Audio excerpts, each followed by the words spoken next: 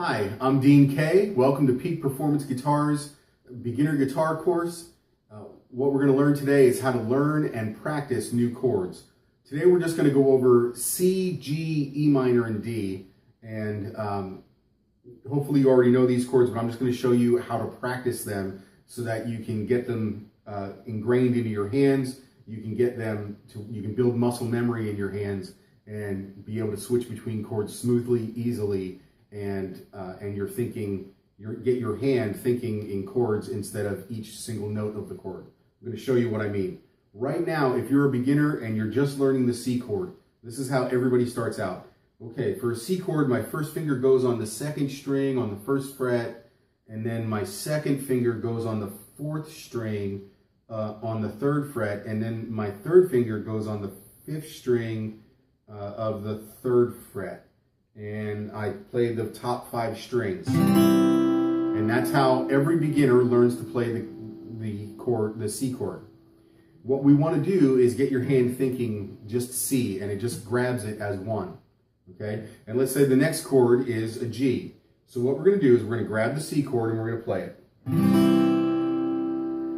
And then we're going to grab the G chord, change to the G chord, and then we're going to play that. Now what we're going to do is we're going to go back to the C chord and we're going to play that again. And then we're going to go back to the G chord, play that.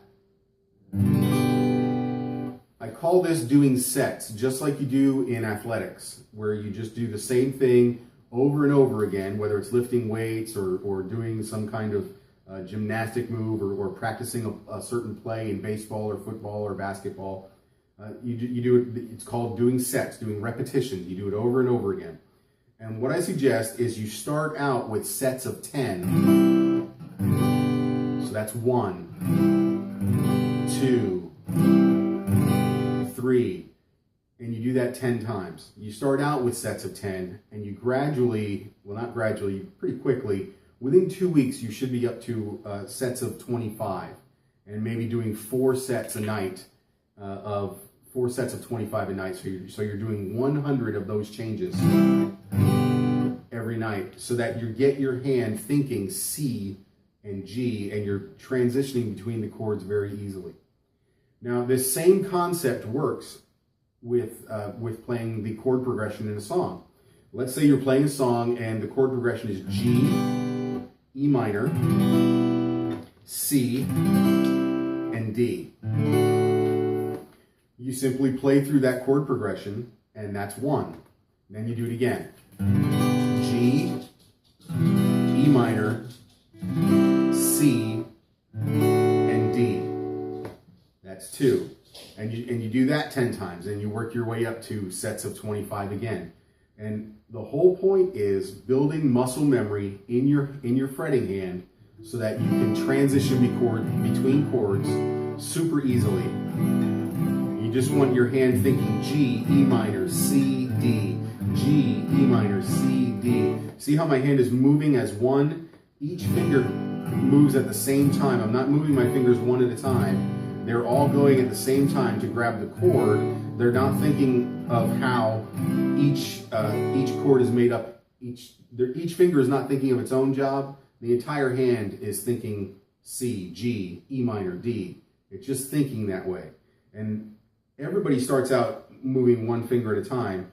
The trick is to get your fingers moving as quickly as possible as one, being a unit, a team, right?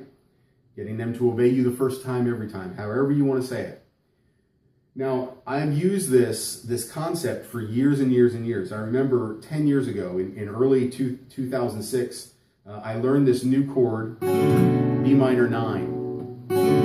And it was so pretty. I loved the sound so much, my mouth is already watering, that I immediately wrote a song using that chord. The problem was I couldn't play the chord transition. It was B minor 9 to G, B minor 9 to C major 7. And I couldn't play it, but I'd written a song using it. And so what I did over the next 2 weeks, I did between 200 and 300 sets of changes, two or 300 changes. I only did 8 to 12 sets because I was doing sets of 25.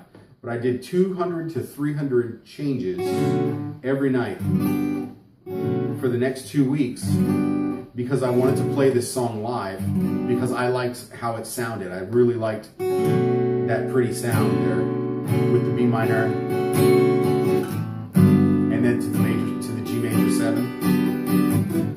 I really liked, and I wanted to play that song live so badly that I just pushed really hard, and 200 to 300 changes a night.